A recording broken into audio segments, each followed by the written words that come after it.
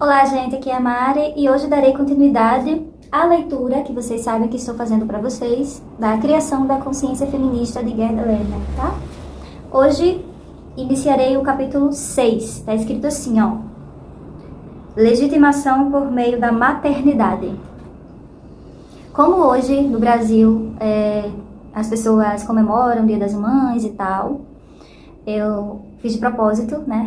Planejei para ler esse capítulo justamente nesse dia de hoje, como uma forma de contribuir, sei lá, de alguma forma, de alguma maneira, para reflexões, obviamente, né? Então, assim, ó, tá na página 151, começa na página 151. Então, vamos lá, escuta. Ao lado das mulheres místicas e daquelas motivadas por impulso religioso, havia outras, escritoras que buscavam uma fonte diferente de autoridade feminina.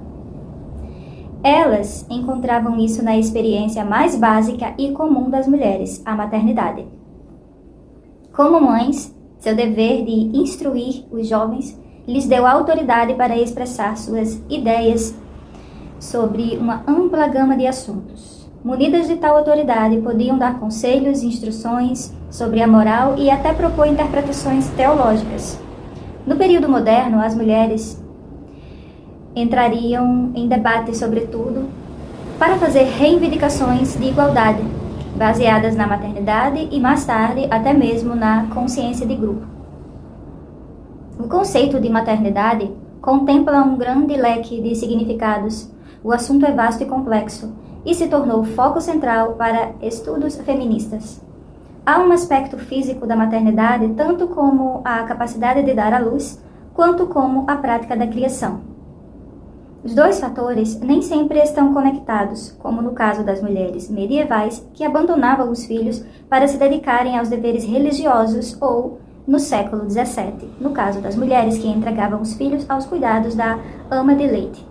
Depois, há a maternidade como instituição, ou a construção social da maternidade.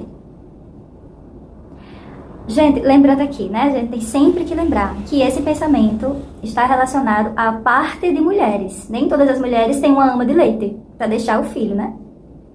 Não importa o período histórico. Nem todas as mulheres podem fazer isso, certo? Então, só para deixar aqui esse recorte de reflexão já desde a primeira página que a gente já pode fazer, tá? Então, se liga quando existem esses tipos de generalização, porque não é certo, né? Não é todas as mulheres que têm a capacidade de deixar o filho com alguém, ou apoio, e etc, né? Só para deixar registrado aqui, tá? Então, continuando. Isso abrange os meios jurídicos, econômicos e institucionais pelos quais a sociedade define os papéis, direitos e deveres das mães. A instituição da maternidade muda com o tempo e é diferente em diferentes lugares, ou quando aplicada a mulheres de diferentes grupos étnicos ou raciais. Por fim, há a ideologia da maternidade, seu significado simbólico definido em determinados períodos e sob diferentes circunstâncias. Estou aqui nesse capítulo, interessada principalmente na última definição da maternidade, seu significado simbólico e ideológico como visto pelas mulheres. Acho notável que, ao longo de muitos séculos, algumas mulheres encontrem sua identidade na maternidade e que pensem em sua identidade no todo primeiro como mães, muito antes de começarem a conceber a possibilidade de irmandade. Então, primeiro elas pensam como mães, para depois pensarem como mulheres irmãs, mulheres irmãs umas das outras, mulheres cúmplices, mulheres lutando por uma causa juntas, tá? É isso que ela está falando aqui. As duas primeiras escritoras conhecidas na Europa, Duoda e Frau Ava, fundamentaram sua busca por autoexpressão em sua posição como mães. Duoda, nascida no ano de 803, em uma família nobre do Reino Franco, casou-se com Bernardo de Septimânia, um parente dos reis carolígios. Ela foi privada dos 2 filhos pelo marido, que mandou o mais velho como refém para uma corte distante, uma prática comum na época.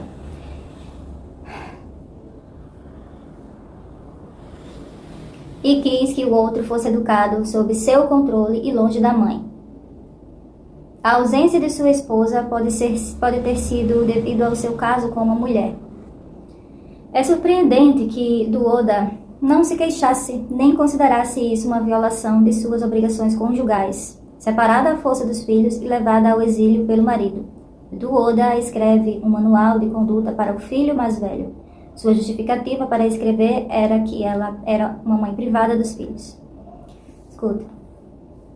Saber que a maioria das mulheres no mundo tem a alegria de viver com seus filhos e ver que eu, Duoda, estou afastada de você, meu filho William, e estou longe, como alguém ansioso por isso e cheio de desejo de ser útil. Estou lhe enviando um pequeno trabalho meu. Ficaria feliz se uma vez que não estou fisicamente presente, a presença deste pequeno livro o lembre, ao lê-lo, do que você deve fazer por mim. Eu, Duoda, embora frágil no sexo, vivendo indignamente entre mulheres dignas, sou, no entanto, sua mãe, meu filho William. E mais uma vez, dirigindo-se a Deus, ela enfatizou a singularidade do seu relacionamento com o filho. Ele nunca terá ninguém como eu para lhe dizer isso. Eu, embora indigna, também sou a mãe. Ela então continua a traçar um plano para a educação do filho, incentivando-o a se tornar culto, piedoso, desenvolver habilidades cavalheirescas e honra, e viver com humildade. Ela o incitou a honrar e obedecer o seu pai e expressou a esperança de que nunca haveria discórdia entre pai e filho. Por fim, afirmou que para ajudar meu senhor e mestre, Bernard, ela se sobrecarregou com grandes dívidas e pediu ao filho que, se alguma, continuasse seu pagamento após sua morte. Pagasse com seu patrimônio tudo o que era devido. A conversa comovente com o filho é patética. Ai, como Gerda Lerner é direta. Adoro. Vou ler de novo. A conversa comovente com o filho é patética, com relação à sua aceitação inquestionável do desejo amargo, do destino amargo, imposto a ela por seu marido. Mas sua agonia e perda pessoal a impeliram a um ato de autoafirmação que não aparecerá de novo na escrita de mulheres até o século XII.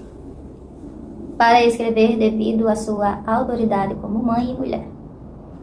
A primeira poetisa conhecida a escrever em alemão foi uma certa Frau Alva, identificada como uma freira chamada Ava na abadia de Melk.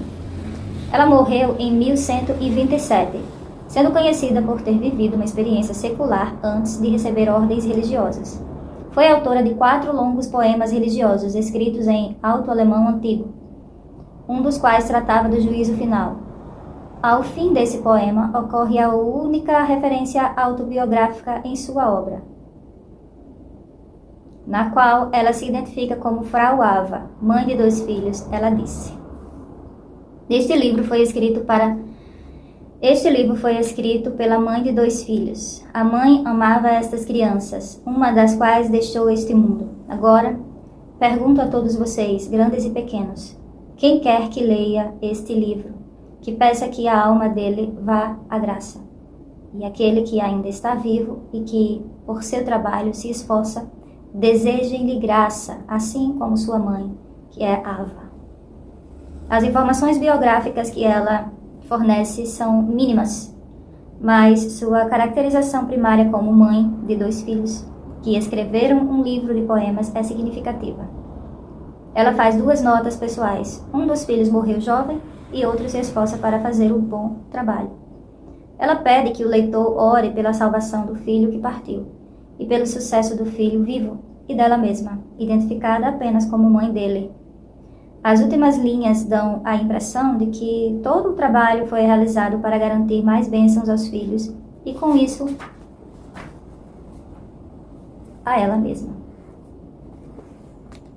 Visto que, no momento em que esse livro foi escrito, é provável que ela vivesse enclausurada. Isso demonstra sua legitimação por meio da maternidade.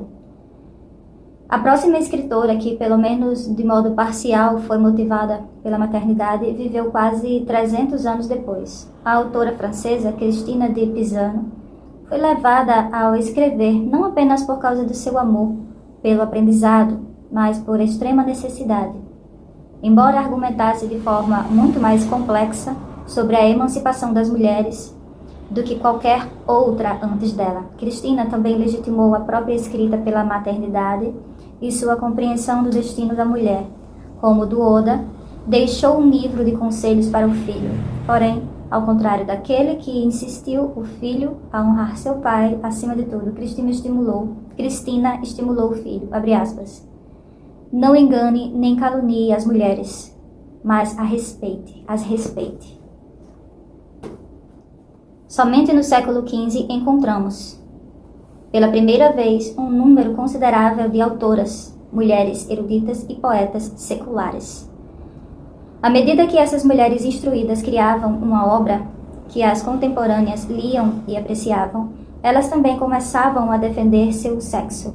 A maioria delas se limitava a um argumento a favor da educação das mulheres, sob a justificativa de que elas eram capazes de se beneficiar da educação e que lhes oferecer essa chance melhoraria a sociedade.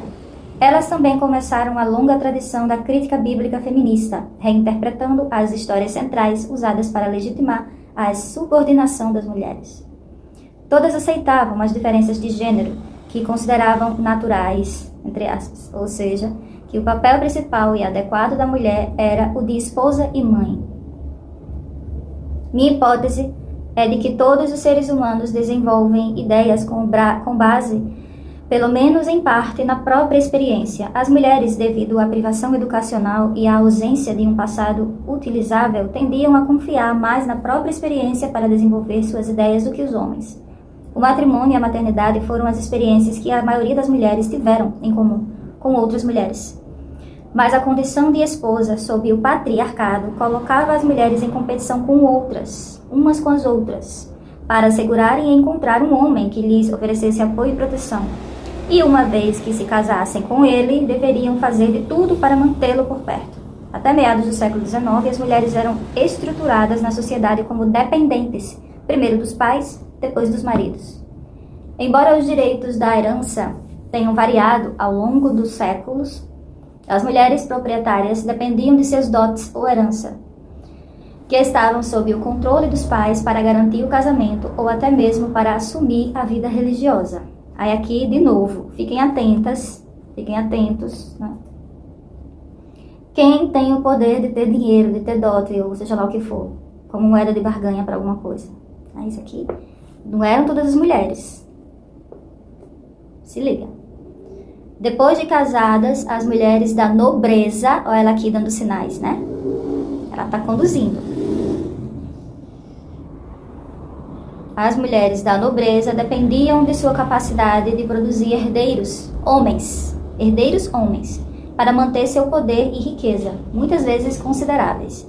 A falha em produzir filhos tornariam tais esposas sujeitas à perda de todos os privilégios para outra mulher. Então, a capacidade também de dar um filho homem já era mais uma disputa. Porque se você não desse filho homem ao seu querido esposo, aí ele podia pegar outra mulher e casar com outra, e assim vai, até. Porque ele tinha o poder de fazer o que quisesse, ter quantas esposas quisesse, e manter a disputa e tudo mais. Tá? É isso. Voltando para o texto. Algumas das ferozes lutas pelo poder entre as mulheres da nobreza, sob o feudalismo, foram as lutas por herança e a sucessão de filhos bastardos versus filhos legítimos. Quando consideramos que, ainda no século XI, os homens da nobreza europeia se dedicavam ao concubinato, a competição era real e tendia a colocar as nobres umas contra as outras. Não apenas o concubinato, mas também o adultério masculino com mulheres de classe baixa. Olha aí, mexendo na classe já. Isso também representava uma ameaça à segurança econômica das esposas. O acesso das camponesas aos recursos econômicos e, acima de tudo, à terra, vinha do homem. Pai, marido, filho ou soberano. Mesmo assim, elas eram valorizadas como ajudantes de seus maridos e davam contribuições essenciais para o lar e a economia. No início da Idade Média, as mulheres eram mais valorizadas do que os homens nas comunidades rurais pelo trabalho, o que pode ser visto no fato de que em algumas comunidades as filhas permaneciam na casa de seus pais por algum tempo após o casamento.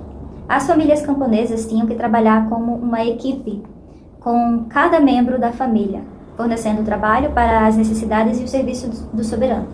A instituição da servidão baseava-se em um conjunto de obrigações mútuas entre o servo e a sua família, de um lado, e o senhor do feudo, do outro. Os servos e as servas deviam parte de seu trabalho semanal ao senhor. A proteção dada às famílias de servos, além das obrigações econômicas, envolvia sempre os serviços militares que o servo devia ao senhor. O senhor tinha autoridade para aprovar ou proibir o casamento de servos. Proprietários de terras não costumavam interferir nas escolhas de casamento de seus servos ou camponeses, desde que o camponês não deixasse a terra. Em muitos lugares e por muitos séculos, o senhor tinha o direito da primeira noite com a noiva do servo. Quer dizer, isso não era um padrão, né? Ela fez aqui uma observação. Se liga. Em muitos lugares e por muitos séculos, o senhor tinha o direito da primeira noite com a noiva do servo. Com essa importante exceção em mente, pode-se ver que as camponesas tinham relativa liberdade nas escolhas de casamento. Relativa liberdade nas escolhas de casamento em comparação com mulheres da nobreza.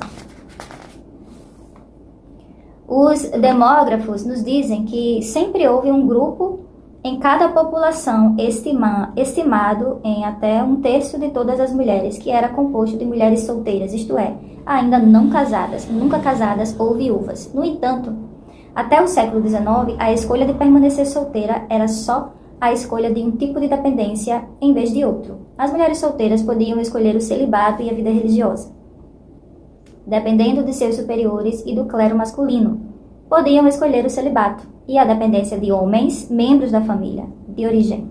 Talvez mal pudessem ganhar a vida como empregadas ou governantas da casa de estranhos com total e humilhante dependência. Uma mulher solteira poderia escolher a vida de prostituição. Escolher a vida. Escolher a vida de prostituição, caso em que dificilmente poderia ser considerada independente, já que a própria existência dependia da proteção e sanção de várias autoridades, todas homens.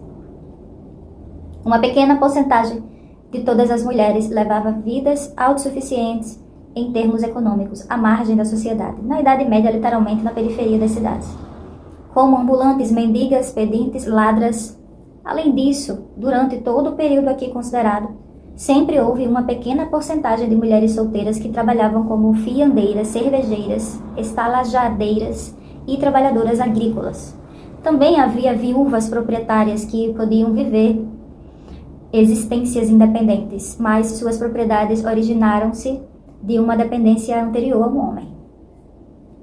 Para a maioria das mulheres, o casamento e a maternidade eram seu destino e seus principais meios de garantir o acesso a recursos e proteção econômica. Essa era a razão pela qual as mulheres não podiam conceber de imediato os laços de irmandade ou desenvolver uma consciência de interesse comum por meio de sua condição de esposas. Mas a maternidade era diferente, tanto como realidade quanto como conceito unificador. As mulheres compartilhavam a experiência de vida da maternidade, gestações frequentes, abortos espontâneos, nascimentos, mortes de crianças e deficiências induzidas pelo parto. Mesmo aquelas que não podiam conceber, não escapavam desse ciclo de tribulações, uma vez que também estavam sujeitas a menstruações, tentativas de gravidez e constante ameaça de estupro. Para camponesas que eram servas ou empregadas domésticas nos feudos de seus senhores, o assédio sexual dos mestres era uma ameaça constante e inevitável. O significado da maternidade difere para as mulheres de acordo com a classe. Em meados do século XVII, na Europa e nos Estados Unidos, 90% das mulheres viviam em campo. Portanto, devemos considerar as camponesas eram o primeiro lugar. A vida das camponesas seguiu padrões notavelmente constantes durante toda a era cristã. Apesar das vastas mudanças políticas e tecnológicas que ocorreram nos estados e nações em que viviam, as camponesas, geração após geração, aceitaram o duplo fardo do trabalho e da reprodução, assumindo a responsabilidade pela sobrevivência de suas famílias e fazendo todo o trabalho necessário. Os demógrafos estimam que a expectativa de vida das mulheres era menor do que as dos homens no início da Idade Média, mas que isso mudou drasticamente no século XI, devido à mudança na agricultura que trouxeram melhor nutrição. Ainda assim, uma pesquisa feita na comuna de Florença em 1427 mostra que a idade média dos homens era de 28 anos e as mulheres 28,5. Os demógrafos em geral sustentam a ideia de que as mulheres podem ter 5 a 7 gerações bem-sucedidas durante os 20 anos de sua idade fértil. Dadas as expectativas de vida citadas acima, 4 a 6 gestações bem-sucedidas parece mais provável. Com alto índice de abortos espontâneos e natimortos antes do século XX, isso significava que uma mulher estaria grávida ou amamentando uma criança durante a maior parte de sua vida adulta, enquanto trabalhava sem descanso, em casa e no campo. As taxas de mortalidade infantil eram altas. As camponesas podiam esperar que metade de seus filhos morresse antes dos 20 anos. 25% das crianças nascidas na Inglaterra até o século XVII morria no primeiro ano. Se o casal camponês médio tivesse gerado 3 filhos adultos em uma média de 6 nascimentos, a população camponesa da Europa deveria ter crescido, mas na verdade não cresceu. Somente após desastres em massa, como a peste bubônica do século XIV e a Guerra dos 30 anos do século XVII, as populações de camponeses aumentariam. Isso indica que os camponeses, vivendo em condições de simples sobrevivência, controlavam suas taxas de natalidade. Eles o fizeram postergando a idade para o casamento, praticando várias formas de controle de natalidade e, quando os tempos eram ruins, recorrendo a infanticídio em geral, matando as meninas. Mesmo que seja impossível saber se essas decisões demográficas eram tomadas por mulheres ou por homens, e mulheres em conjunto, ou em conjunto, pode-se interpretar os padrões gerais como um significado de que a maternidade para as camponesas era parte de seu destino. Não ser mãe era considerado um fracasso, mas também que elas exerciam certo controle sobre a frequência de suas gestações. Para as mulheres da nobreza, a maternidade não raro era imposta pelos homens de quem dependiam, ou pela obrigação estrutural de gerar filhos e herdeiros para não perderem seu lugar como esposa para outras mulheres. Para mulheres de todas as classes, criar filhos até a idade adulta era um meio de garantir o próprio sustento na velhice. A maternidade, como destino e experiência, era algo que as mulheres podiam compartilhar com outras mulheres. Os rituais da maternidade envolviam as mulheres umas com as outras e eram dominados por rede de apoio femininas, compostas de parentes ou vizinhas. Nascimentos, mortes de bebês, doença, socorro e abuso conjugal foram vividos por mulheres entre as mulheres. A maternidade era, então, a única base sobre a qual a irmandade podia ser concebida. Portanto, não é de surpreender que, por quase 350 anos, o principal argumento das mulheres que progrediu a favor de sua reivindicação por igualdade tenha sido baseado na maternidade. Porém, havia outro aspecto mais poderoso com relação ao potencial unificador da maternidade. As mulheres criaram uma nova vida a partir de seus corpos e sustentaram pela amamentação e pelos cuidados maternos, conectadas a outras mulheres com o apoio de oração e de ritos femininos. Essa experiência, que muitas sentiram como empoderadora, as conectou com outras mulheres e com a metafísica das antigas religiões da deusa mãe, nas quais a capacidade de dar vida, criar e procriar foi experimental e metaforicamente fundida. Mesmo que a religião cristã tenha reconhecido e honrado o poder procriador das mulheres, mas não criativo, encontram-se evidências da sobrevivência contínua das imagens da deusa mãe no folclore, nos mitos e na crença popular ao longo dos primeiros séculos do cristianismo, que fala da força do conceito da maternidade. Nos primeiros séculos do cristianismo, a adoração às deusas da colheita, Ceres e Deméter, era comum na área mediterrânea. Na Europa, práticas pagãs, como a celebração de festivais ao ar livre perto de certas pedras e fontes, antes relacionadas à deusa, continuaram por séculos após a aceitação do cristianismo. Fiel ao sincretismo do cristianismo, muitos desses rituais foram incorporados às festas e celebrações da igreja, oficialmente sancionadas. Vários santuários e igrejas dedicados a Maria estavam situados em locais onde antes ocorria a adoração de deusas. Ervas, antes dedicadas à deusa alemã Freia, eram, no início da Idade Média, chamada de Ervas de Maria e usada para o Festival da Assunção de Maria. As misteriosas forças vitais da deusa mãe continuaram a ser celebradas no folclore e na memória popular, como o costume de puxar a deusa em uma carroça pelos campos para garantir o sucesso das colheitas. Esse costume miserável foi descrito por Gregório de Tours como sendo praticado em Autun, na França, no século IV. O costume permaneceu em lendas sobre certas santas cristãs e, por fim, sobre a Virgem Maria, cujo milagre do grão durante a fuga para o Egito narra sua capacidade milagrosa de fazer o grão crescer logo após a semeadura. A história se repetiu em textos e obras de arte do século XII e XIII, quando sua conexão com a deusa mãe já tinha sido esquecida havia muito tempo. É incerto se o desenvolvimento do culto da Virgem Maria foi uma resposta da Igreja às crenças reais e práticas populares derivadas do culto deusa-mãe, ou se a prática popular desenvolveu certos aspectos do papel de Maria para se encaixar mais na tradição antiga. O fato é que a figura de Maria, mãe de Cristo, transformou-se aos poucos, ao longo de alguns séculos, de uma figura menor no drama do martírio de Cristo em uma figura importantíssima, próxima da Trindade e sentada bem figurativamente à direita de Deus ou ao lado de Cristo, como mediadora entre Deus e os humanos. O culto à Virgem Maria tinha raízes duplas, na religião popular e na igreja. Em quase todas as suas manifestações carregava significados múltiplos, muitas vezes contraditórios, sobre a natureza da mulher e sobre a maternidade. A devoção popular à Virgem começou em Bizâncio, antes do século V d.C., na Europa Ocidental. O culto a Maria começou no século IX, nos festivais de Maria, locais de vilas e cidades alemãs.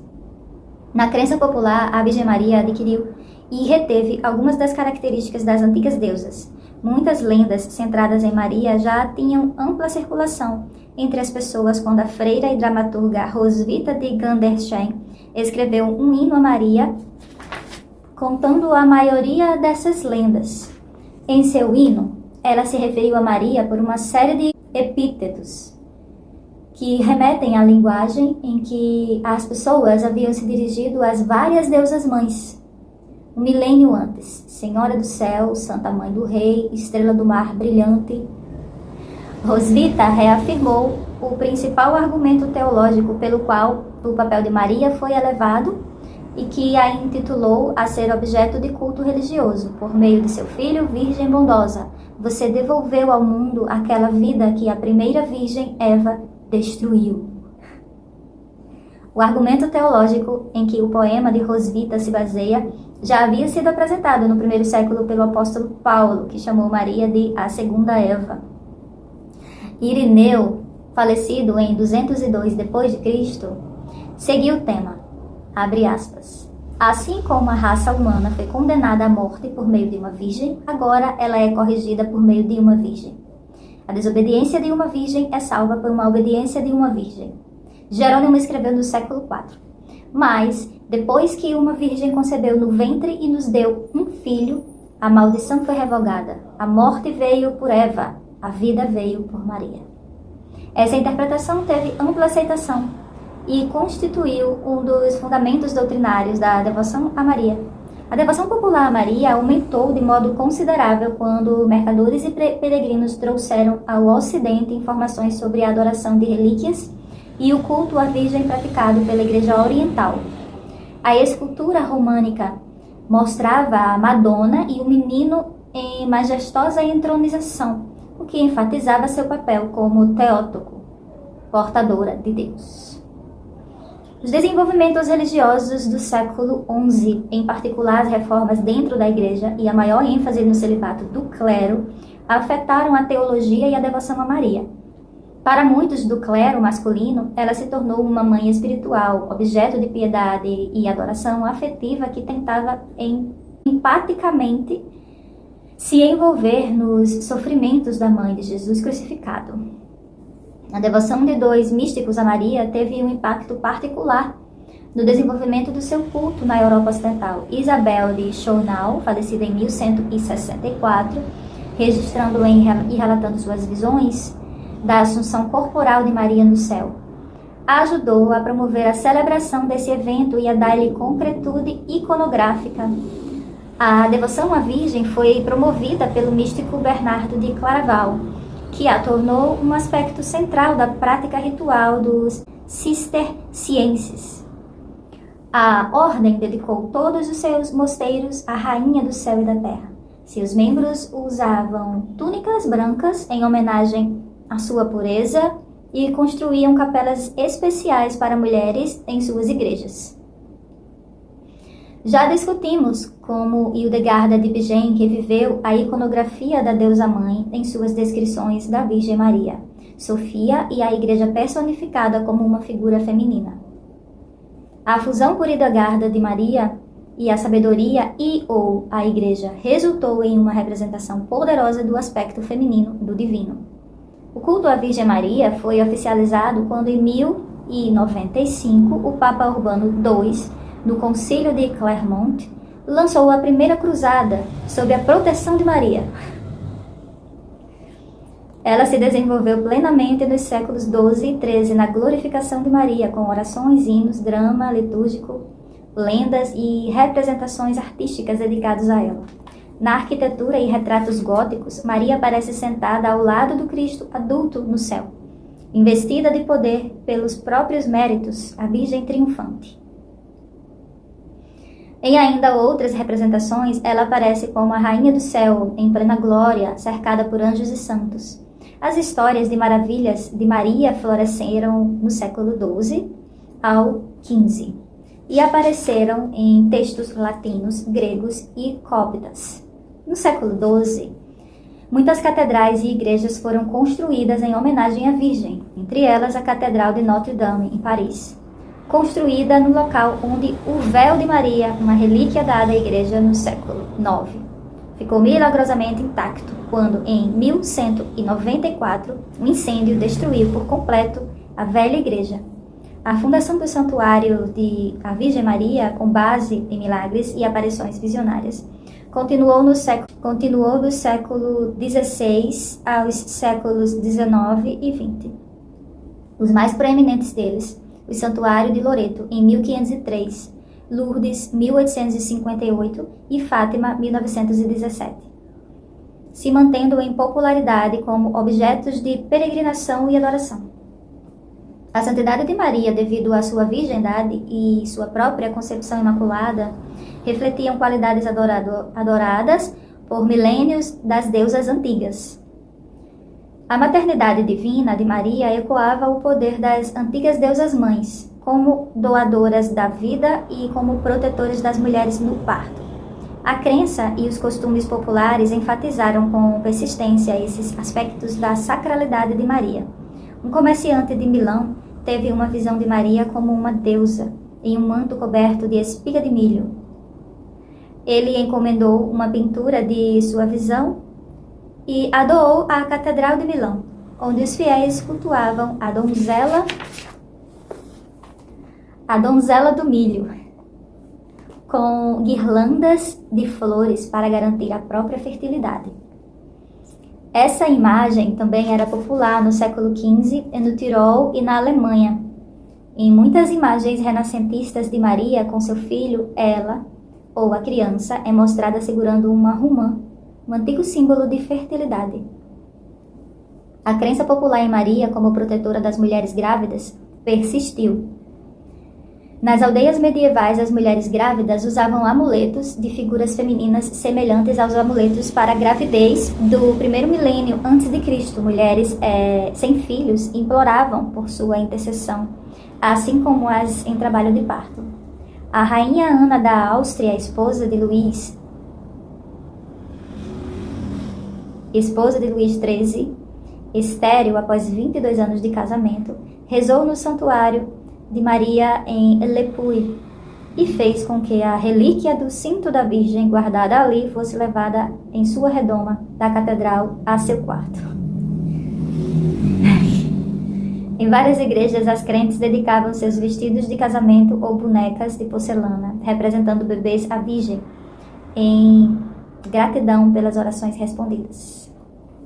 Em seu papel de Rainha do Céu, Maria foi identificada com frequência em metáforas e na iconografia com a lua, as estrelas, o mar, refletindo e ecoando outra vez antigas crenças pagãs. A associação da Virgem com a fertilidade da lua, sua celebração como dona das águas e como estrela brilhante, tudo remete às qualidades mantidas das antigas deusas da lua. Curiosamente, Maria compartilhava outra série de características com as antigas deusas mães. Sua proteção à guerra e à violência. Durante o cerco de Constantinopla pelos ávaros, em 626, o patriarca mandou pintar uma imagem da Virgem Maria com um menino nos portões da cidade. A mesma imagem carregada ao redor das muralhas da cidade protegeu-a contra os invasores árabes em 717. No século IX, os defensores de Chartres contra os nórdicos levaram a túnica da Virgem de seu báculo episcopal. Maria, como rainha e protetora de um rei em particular, foi usada para amparar sua reivindicação de supremacia com a bênção divina dela. Era dito aos cruzados que Maria abençoava a missão deles, e muitos dos cruzados visitavam os santuários da Virgem no caminho para a Terra Santa. O poder da imagem de Maria para inspirar os homens à batalha foi manifestado 400 anos depois, quando em 1620, perto de Praga, as tropas católicas do imperador do Sacro Império Romano, Francisco Ferdinando II, avançando gritando "Santa Maria!", e derrotaram o inimigo calvinista. A imagem da Maria também foi usada para justificar a perseguição aos judeus. No século XII, no auge da perseguição aos judeus europeus, muitos dos contos dos milagres de Maria também eram antissemitas e retratavam os judeus como vilões que ameaçavam a vida de crianças cristãs. Após um século, contos míticos semelhantes, quando contados em resposta a um evento real, como o desaparecimento ou a morte de uma criança cristã, proporcionaram uma desculpa para ataques às comunidades judaicas. No fim do século XV, o aparecimento de uma imagem chamada Bela Maria, junto a uma imagem de Cristo sangrando, inspirou massacres contra os judeus na Baviera. Um historiador do culto a Maria conclui, abre aspas, como guardiã da cidade, nações e povos, como a portadora da paz ou da vitória, a Virgem se assemelha a Atenas. Os argumentos teológicos complexos subjacentes ao culto a Maria estão além do escopo deste livro. Porém, podemos notar que a devoção a Maria é fundamental para pontos essenciais da doutrina católica, que ela força a questão de um elemento feminino no divino, em consciência e ritual, e que é tanto responsivo quanto reflexo da crença e das práticas populares enquanto tenta moldá-las. Os conceitos doutrinários básicos implícitos na devoção a Maria são maternidade divina, virgindade, concepção sem pecado original e sua assunção do corpo ao céu. Todos esses conceitos são enigmáticos e contraditórios. pressupondo a aceitação do milagre dessa doutrina aceito com mais facilidade, até mesmo pelas igrejas cristãs de todas as denominações, visto que se fundamenta nos textos do Evangelho. Na Anunciação, a Virgem, ainda plenamente humana, é tocada pelo Divino.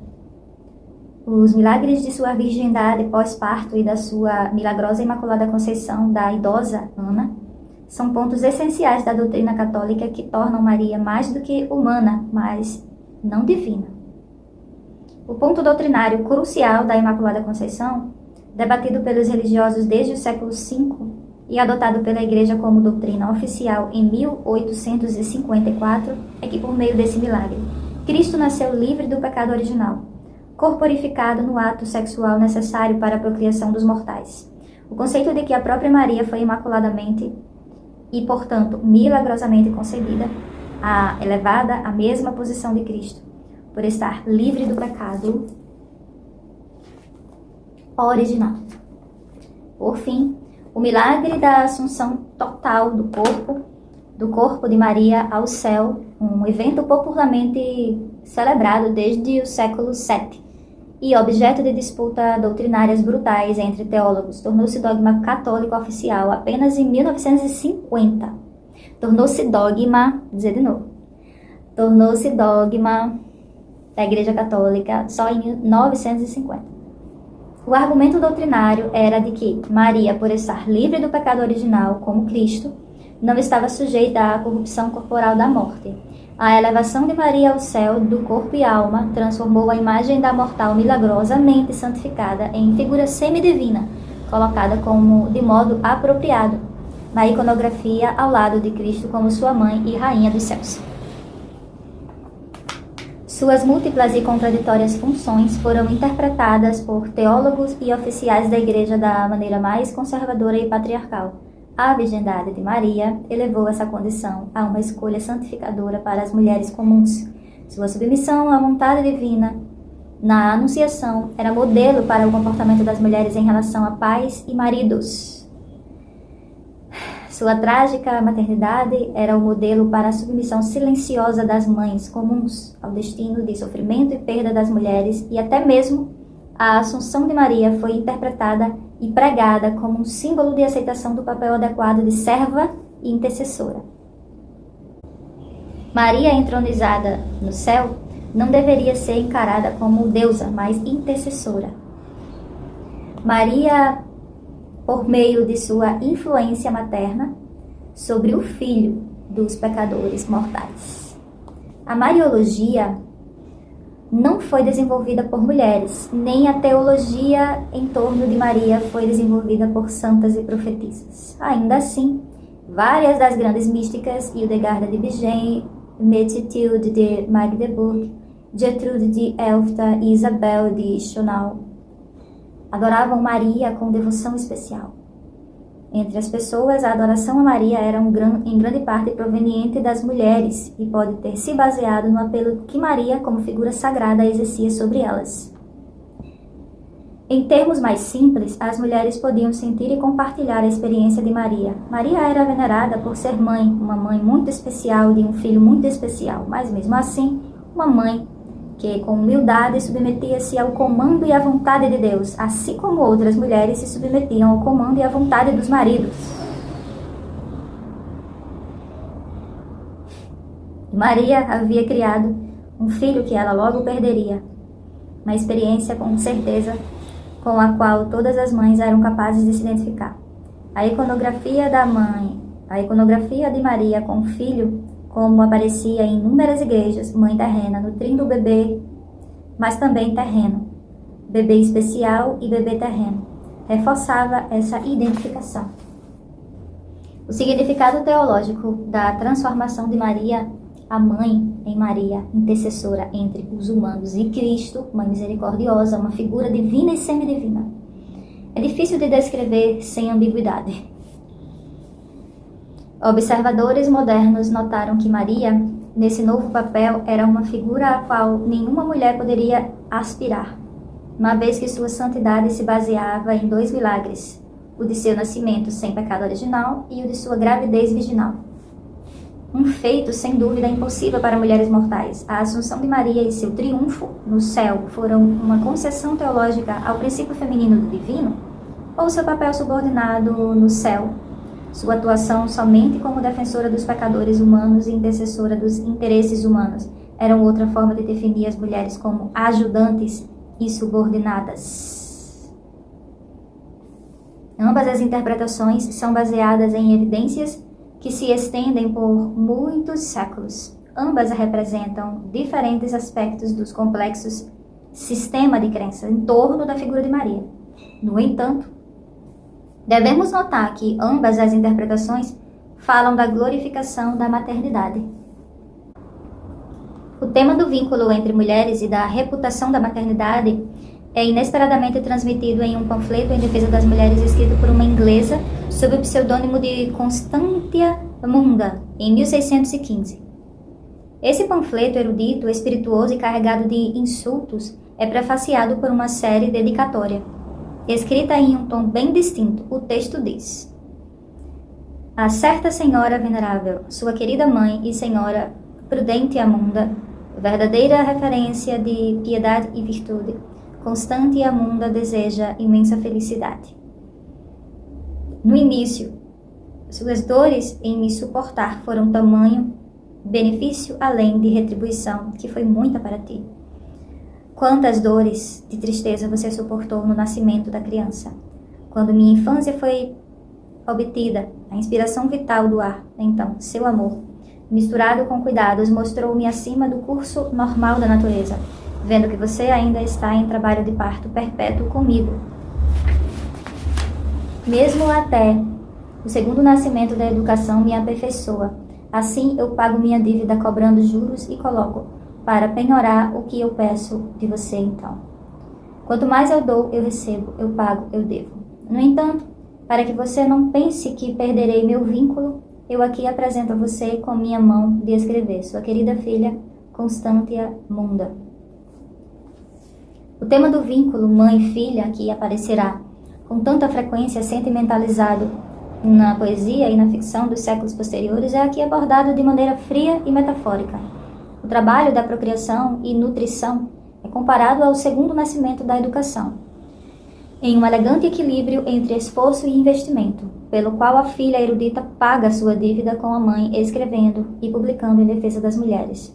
Esse é um dos primeiros exemplos de um trabalho que expressa a consciência feminista em termos de cultura feminina.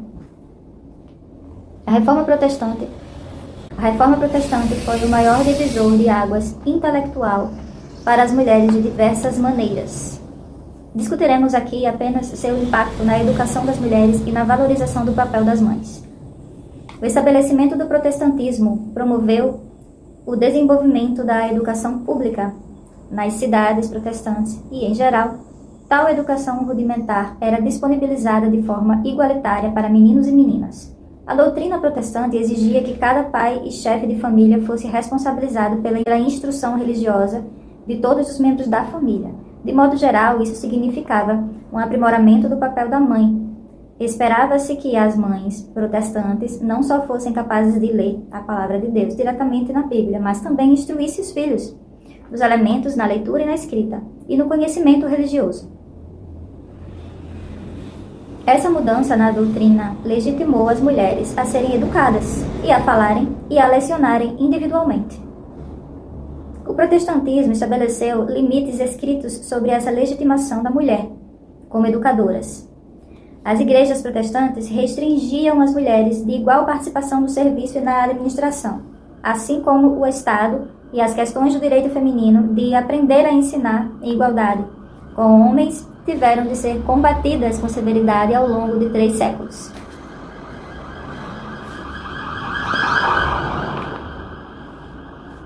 No entanto, a base doutrinária para aceitar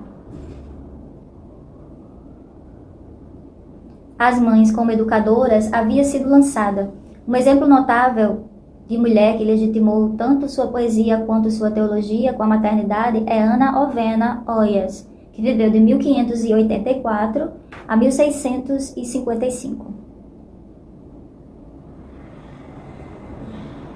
Filha de um astrônomo próspero, Hans Owen, em Alsácia, ela se casou com Hermann, um oficial abastado, aos 15 anos e teve 9 filhos.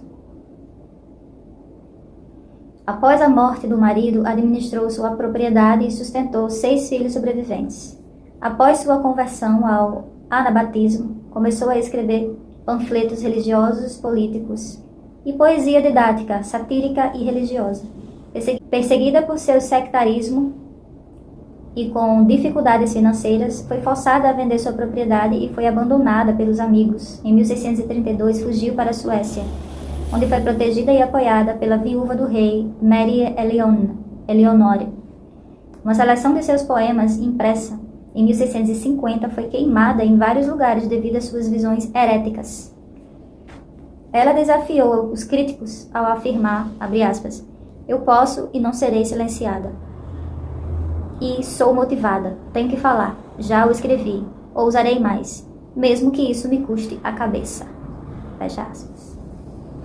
Seus poemas são bem elaborados e repletos de acrósticos e outros recursos poéticos que incorporam seu nome de várias maneiras. Isso é bastante evidente em um hino alegre e confiante chamado Vamos, Vamos, Sião, no qual ela canta para a glória de Sião e usa uma estrutura de rima em que cada estrofe termina com Cante, Oceana. E assim, canta com você a filha de Hans Owen, Ana. Na estrofe 2, ela muda o refrão, referindo-se não à sua filiação, mas à sua maternidade. Abre aspas, vocês, meus 3 filhos, cantem alto e forte, cante, Oceana. Vocês, 2 filhas, sejam alegres com sua mãe Ana. Esse padrão é repetido por mais 2 estrofes, e em seguida a última estrofe termina com sua assinatura como a filha de Hans Owen, Ana. Essa canção alegre e autoconfiante é única em minha leitura na literatura feminina em constante reiteração do próprio nome e seu crédito em nome da filha e a mãe. Um de seus longos poemas, Discussão Espiritual entre Mãe e Filho sobre o Verdadeiro Cristianismo, representa a própria interpretação teológica da doutrina básica e, portanto, é uma forma literária de pregação. Sua única justificativa para tal iniciativa é o fato de ser uma mãe instruindo o filho. A criança faz perguntas e elas improváveis de serem feitas por qualquer criança. Como posso me aproximar de Cristo? Ó mãe, estou muito fraco para renunciar ao mundo e seguir meu Senhor Jesus. O que faço? Suas respostas às perguntas teológicas da criança durante 41 páginas. Embora a criança funcione sobretudo como artifício literário, ela mantém suas respostas simples em um nível infantil. Após receber sua instrução, a criança diz, sim, mãe, eu te agradeço por isso. Você me mostrou o caminho e, por sua maternidade, me ensinou e me deu acesso a belos livros nos quais Deus me revela sua glória pela manhã e noite. Tudo que ficar gravado em meu coração vai dar frutos em minha vida. Assim a criança ficcional legitima a ousada aventura da mãe na interpretação teológica. Uma dona de casa e mãe judia alemã do século XVII deixou um relato fascinante de sua vida, suas ideias teológicas e suas atividades como mãe. Pouco após a morte do marido, Gluckel von Hamel, que viveu de 1646 a 1724, escreveu suas memórias na forma de um diário dedicado aos filhos. Ela começou com um resumo de suas crenças teológicas e morais, as quais instigou os filhos a colocar em prática. A história de sua vida abrangeu vários eventos públicos que afetaram sua segurança e ameaçaram sua sobrevivência como judia nas terras alemãs dilaceradas pelos conflitos religiosos da Guerra dos 30 Anos e suas consequências. Casada aos 14 anos, Gluckel teve 14 filhos, dos quais 2 morreram na infância. Em um tom que lembra um pouco o estilo prático e pragmático de Margery Kempe, ela conta sobre seu casamento, suas atividades como mulher de negócios e os esforços para garantir casamentos favoráveis para os filhos. Ela passou por guerras, perseguições e massacres antissemitas. A chegada do falso Messias Sabbatai Ze'ev Sabetai Zevi, pestilência, doenças e a morte do marido. Viúva com 8 filhos, ainda em casa, salvou a fortuna da família com suas atividades comerciais perspicazes, que exigiam longas viagens para a maioria das cidades da Europa. Casou-se uma segunda vez, muito mais tarde, na esperança de encontrar uma certa segurança na velhice, mas o negócio do marido faliu e ele escapou da prisão por pouco. Ele morreu pobre, e ela teve que aceitar a oferta de um dos genros para se mudar para sua casa, na qual permaneceu o resto da vida. As memórias de Klukel são o único relato em primeira pessoa da vida de uma judia no século XVII disponível para nós. Eles dão uma representação clara da cena social e da vida judaica, suas dificuldades e da forte rede de apoio das comunidades judaicas. Há um momento particular em seu livro que exemplifica a cultura da mulher.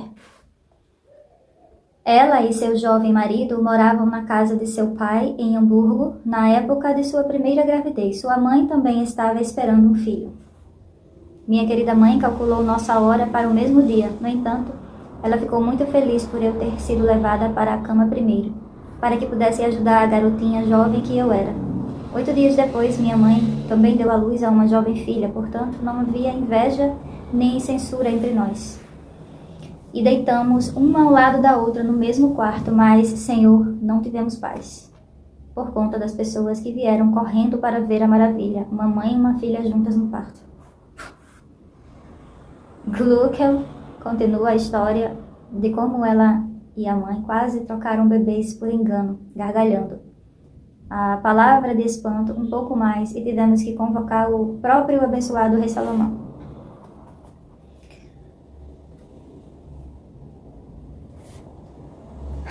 Acho que era pra rir, né?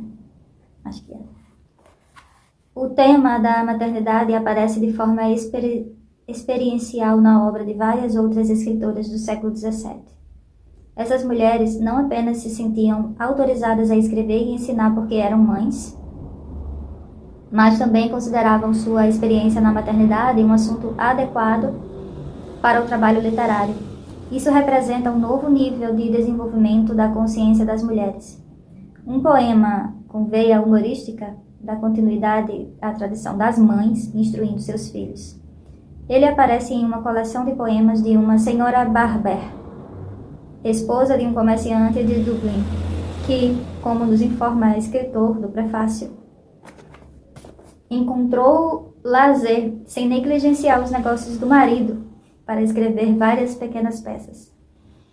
Ela cumpriu a convenção ao explicar que escreve exclusivamente para a edificação dos filhos.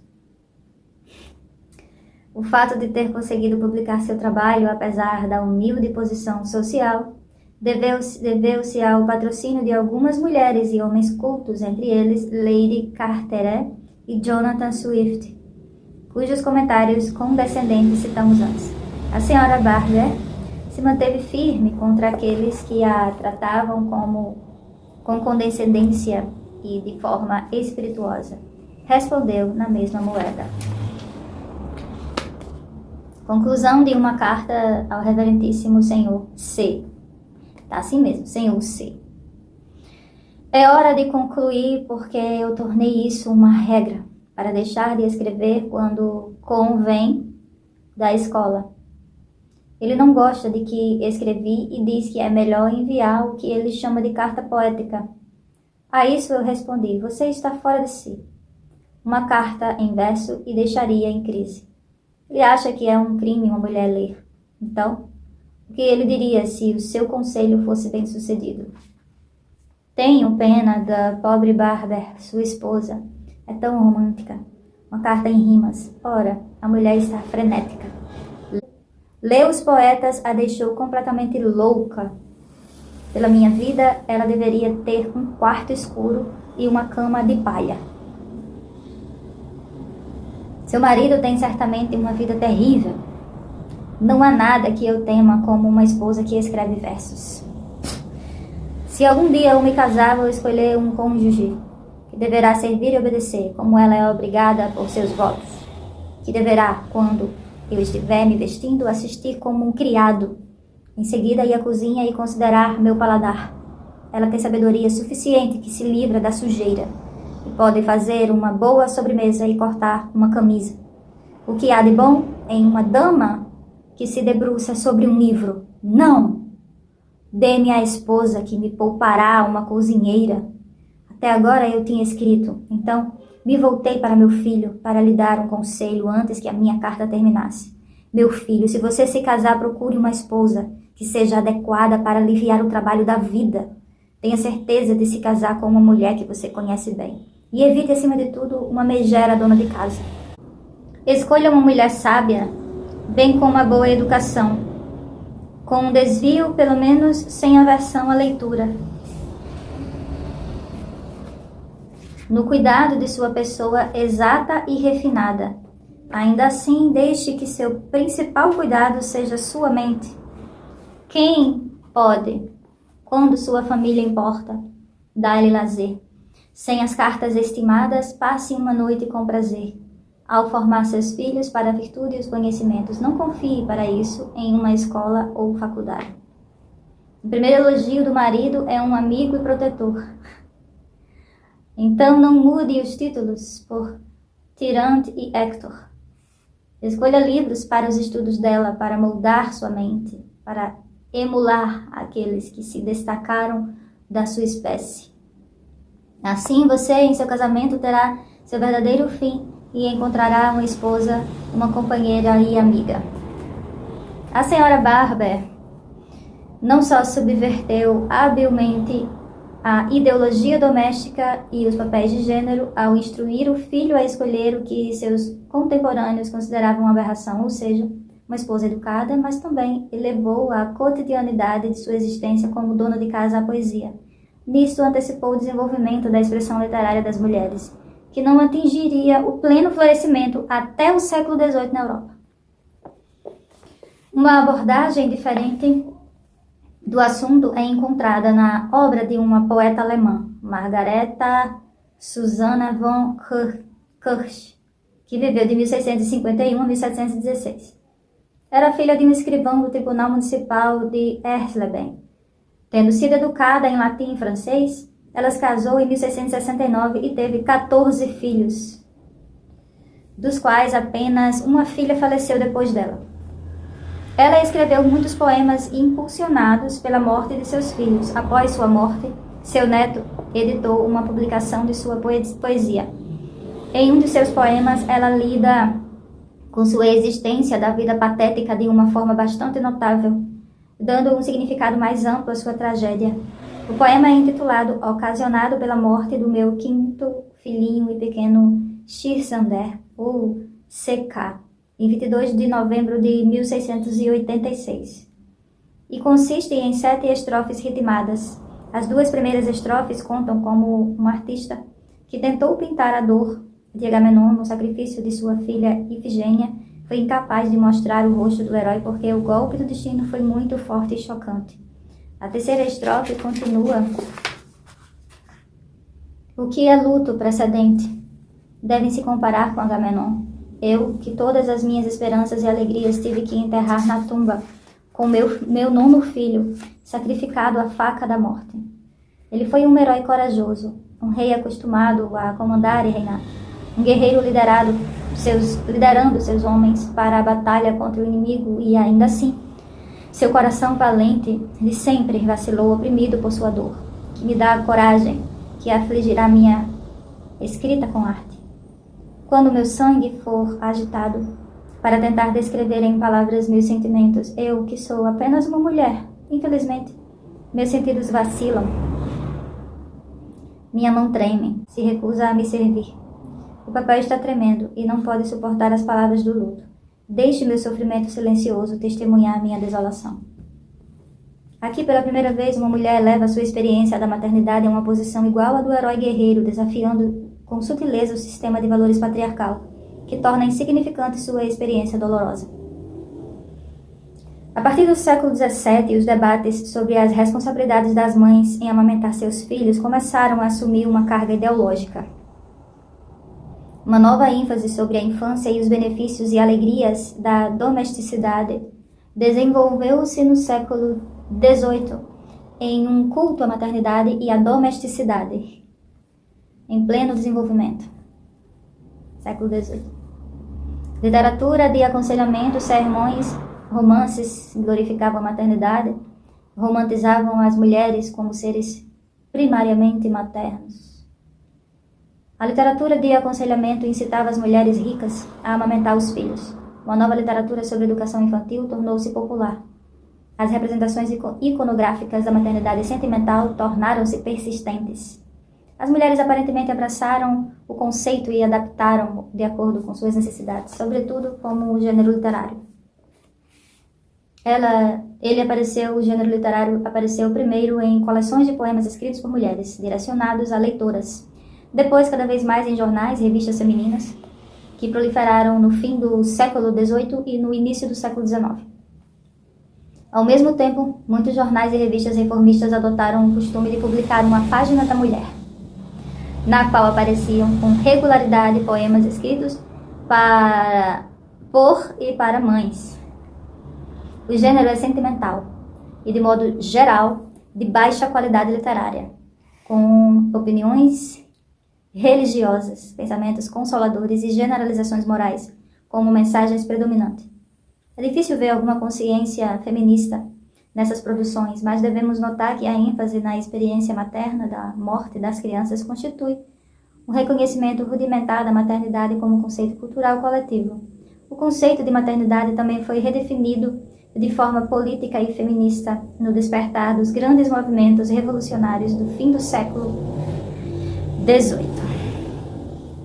Por exemplo, a autora inglesa Batsua Pelmakin, do século XVII, citou que as mulheres, em seu papel de mães instruídas, beneficiaram a nação.